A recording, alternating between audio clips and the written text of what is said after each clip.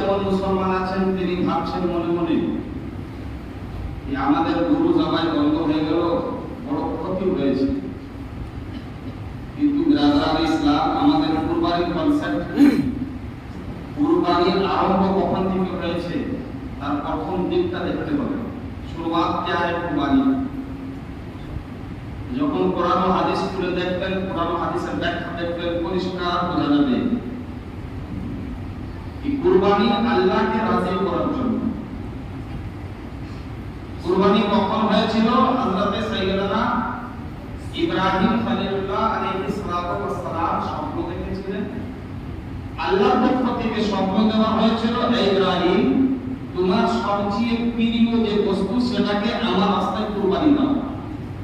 তিনি স্বপ্ন দেখেন, তারপরের দিন উঠে সকালবেলায় 100 উট, দুম্বা 100 উট আল্লাহর রাস্তায় কুরবানি দেন।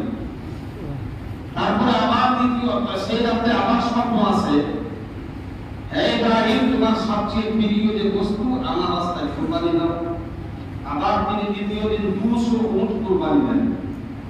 তারপরের দিন আবার স্বপ্ন আছে, আবার 300 উট কুরবানি দেন। অবশেষে স্বপ্নের মধ্যে